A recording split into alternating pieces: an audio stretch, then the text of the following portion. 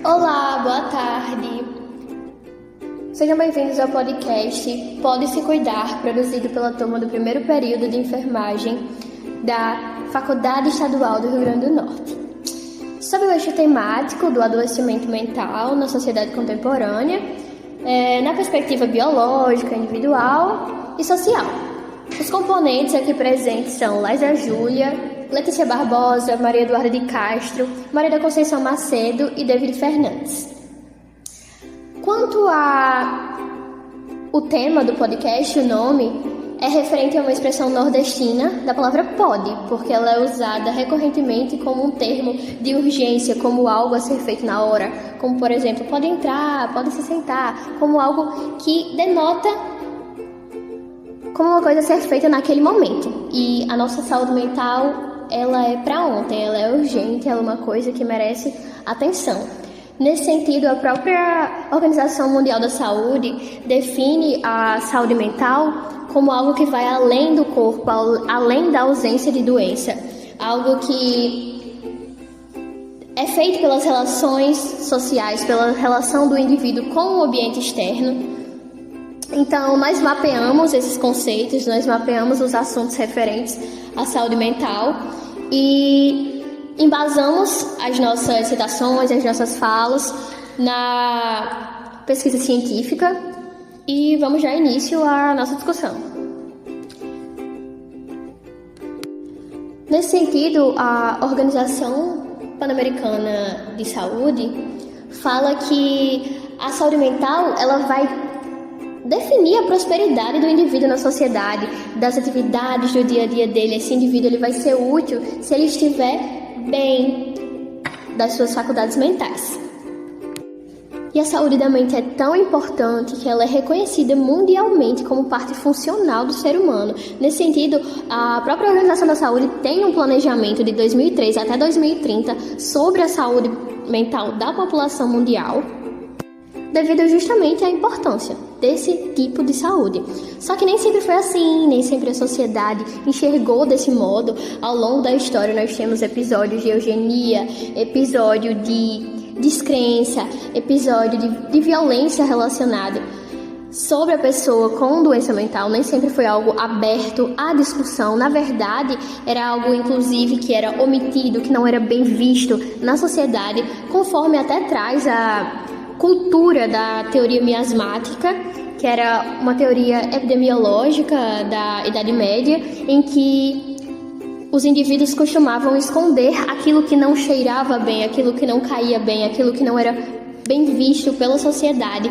E nisso, essa prática sanitária acabava se inserindo aos costumes da população. Então, com o tempo, a homossexualidade passou a ser omitida, os pobres eram omitidos, não eram pessoas que estavam na porção elitizada, não eram pessoas que estavam na parte vista do que era interessante, socialmente falando.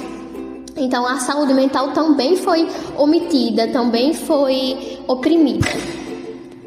Como Laísa citou anteriormente, o estigma direcionado às pessoas com transtornos mentais, inclusive ao próprio assunto da mente em si, ele ainda é muito presente na sociedade moderna, de tal forma que ele dificulta o cuidado direcionado aos problemas psicológicos, promovendo a alienação frente a esse assunto.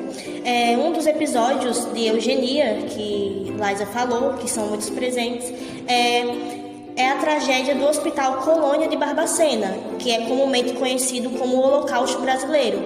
Ele marca e demonstra esse estigma presente. O episódio ele ocorreu no cenário de negligência médica e condições desumanas nas quais os enfermos mentais eles eram expostos dentro do maior hospital psiquiátrico da época no Brasil.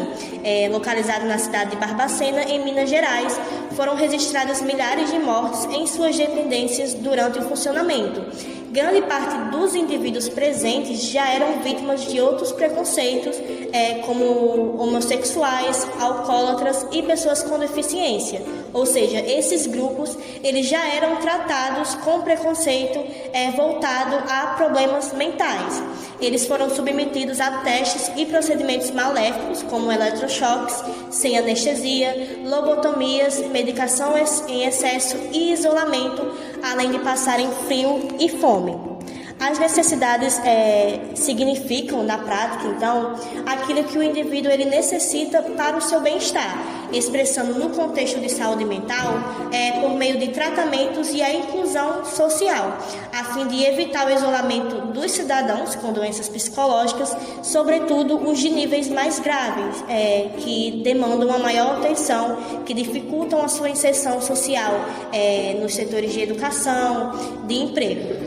E é necessário entender os diversos contextos sociais e as individualidades dos indivíduos, tomando cuidado para garantir diagnósticos, tratamentos adequados, suporte psicossocial, cuidados também de saúde física, o acesso a serviços de saúde mental, intervenções educacionais e de emprego, a redução do estigma e discriminação, eles são primordiais para a manutenção da saúde mental. Esse marco na sociedade brasileira, que levou à morte de milhares de pessoas, incorporou na sociedade e, na verdade, também mostra a opinião social em relação às pessoas em sofrimento mental, e que é uma ótica aversiva e uma ótica ausente de seriedade presente ainda na sociedade atual, conforme é possível ver nas redes sociais, piadas, em tom sarcástico a respeito das doenças mentais, como, tal pessoa fugiu do CAPS, tal pessoa tá do jeito que o hospício gosta, e não se debate seriamente sobre o sofrimento, não é levado como algo sério, como algo preocupante. Além da forma ofensiva, como, nossa, você tá ficando doido, ou nossa, certamente você está enlouquecendo, como que a pessoa desequilibrada, a pessoa com a doença mental é algo que não é aceitável, é algo que é digno de julgamento. E aí, esse tipo de comportamento demonstra como a sociedade ainda se comporta a julgar a pessoa com adoecimento mental, em vez de acolher. Exatamente, Laisa. Por mais que no campo social ainda tenha muito esses estigmas, a gente percebe a pesquisa científica e filosófica como métodos de avanço no conhecimento da saúde mental. A pesquisa ela permite investigar métodos e teorias pré-existentes, bem como a aplicação de novas execuções no campo da saúde mental. A filosofia, ela por sua vez, destaca-se como um pilar do pensamento, sendo esse multifacetado, englobando aspectos éticos, ontológicos e terapêuticos. Dessa forma, campos como a epidemiologia, psicopatologia e psicanálise são agentes diretos do conhecimento e influência na sociedade contemporânea. Então, um dos ramos do conhecimento utilizado para entender a mente é a psicanálise, fundada por Freud. Ela se fundamenta na psique humana, destacando o papel do inconsciente e as experiências ainda na infância, sendo utilizada na sociedade moderna em campos científicos e áreas como psicoterapia, que buscam compreender de forma profunda os conflitos internos. Na abordagem de Freud, que desenvolveu conceitos como o complexo de Édipo, o sujeito freudiano, o inconsciente, tais transtornos mentais são tratados como algo inerente a todo ser humano, partindo do seu próprio subconsciente e que fazem parte do seu desenvolvimento como indivíduo. E eu considero essa teoria muito importante justamente por evitar o exilamento dessa população afetada por determinadas mudanças mentais, as tratando como algo mais natural e comum de todo ser humano. Então fica evidente a importância desses estudos que buscam entender a mente humana e, por consequência, gerando a sua manutenção de saúde, sendo necessário um constante incentivo e valorização dessas práticas. Como as doenças mentais são realmente inerentes a todos, que nem você está propondo, Duda, a população leiga pode se apropriar dessas questões filosóficas, dessas questões científicas, e nesse sentido até me chamou muita atenção duas obras literárias, que são o Mito de Sísifo e a Gaia Ciência, de Nietzsche. O Mito de Sísifo é de Albert Camus, que no mito de Sísifo fala de um ser que ele é condenado durante toda a humanidade a rolar uma pedra a uma montanha abaixo, e isso é muito semelhante à nossa vida, que a gente trabalha diariamente, a gente faz as nossas atividades de modo recorrente, todo dia a mesma coisa, todo dia demanda a nossa energia, a nossa saúde mental. Então, o mito de Sísifo, ele traz muito a ideia de imaginar Sísifo feliz, de imaginar esse personagem dessa história feliz, de que imaginar ele alegre diante do cotidiano árduo dele. Já na Gaia Ciência de Nietzsche, ele fala sobre o aforisma da arte, que a arte tem a capacidade de transformar o ser humano, do ser humano perceber significados da vida dele enquanto ele produz qualquer tipo de arte, seja música, seja atuação, seja pintura. Então é um tipo de filosofia acessível à população leiga. Essa coisa da psicanálise, essa coisa do aprofundamento das emoções humanas, ela não fica só no campo da ciência, ela também é acessível para a população de modo geral. Inclusive a própria prática da escrita terapêutica, do diário, é uma forma simples que a população de modo geral pode dissipar os seus sentimentos ruins, o seu adoecimento e produzir o bem-estar.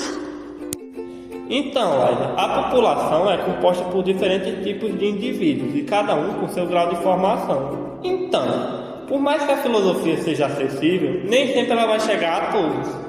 Realmente, David, porque na nossa sociedade, conforme a própria OMS traz, o meio externo influencia muito na saúde mental das pessoas. Então, as pessoas elas vão ter diferentes meios externos, as pessoas têm realidades diferentes. Nós temos grupos em vulnerabilidade, né, na formação da nossa sociedade, e eu vou explicar um pouco mais disso aqui na frente.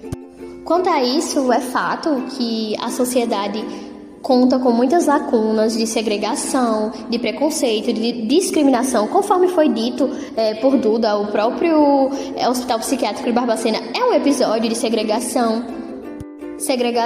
a pobres, mulheres, negros, pessoas LGBTs. Esse é um marco histórico da sociedade. E aí, o Silvio Almeida, ele faz uma excelente colocação nesse sentido, porque ele separa o que é o preconceito da discriminação, porque o preconceito, ele tá ali no estado da mente, ele é o ideal radical quanto à opressão, à aversão a determinado grupo, e a discriminação seria o ato propriamente dito, e a segregação seria o resultado desse ideal da sociedade. E esses são conceitos que não se perdem ao longo do tempo. É preciso criticar, é preciso revisitar a nossa história, revisitar os nossos costumes, as nossas falas, porque elas definem muito das nossas ações e ficam nítidas diante de atos de preconceito que nós reproduzimos inconscientemente. E isso é muito nocivo quando imposto sobre minorias. Por exemplo, a população negra, que foi exposta às margens da sociedade após a abolição da escravatura, e nós contamos com um racismo estrutural. Especificamente citando um exemplo, no documentário Solo Negro, da Universidade Federal do Rio Grande do Norte, feito no grupo quilombola da cidade de Porto Alegre, na verdade, há uma fala muito pontual de uma moradora do grupo quilombola, dizendo que quando ela era criança, haviam diversos comentários quanto ao seu tom de negritude na escola, fazendo com que ela, inclusive, ficasse adepta à evasão escolar, desistindo de estudar por conta dos comentários quanto à sua cor de pele. Além disso, a falta de referências à mulher negra, a falta de referências no meio de trabalho, na própria sociedade, por exemplo, as novelas, a pessoa negra é colocada sempre como uma empregada, sempre como uma pessoa sozinha, nunca posta em um campo elitizado. Então, a falta de referências leva a pessoa negra a não se enxergar na sociedade, a um silenciamento, a um apagamento dessa porção social. E esse silenciamento, esse apagamento, leva ao sofrimento mental, e isso se estende a outros grupos, como população com deficiência, em que há um discurso social de que eles não são capazes, de que eles não conseguem chegar a casar, não conseguem chegar a exercer determinadas profissões, que são pessoas que não respondem por si, pessoas que não têm autonomia, e esse discurso, na verdade, é uma inverdade. Há também a o silenciamento e o apagamento da visão do trabalho da mulher na sociedade. A mulher sempre exerce a função do cuidado, em sua maioria, a questão da exaustão, a questão do trabalho não remunerado. E esse tipo de coisa existe por conta da manutenção do modo de produção da sociedade. Precisa ser assim para que a sociedade continue funcionando.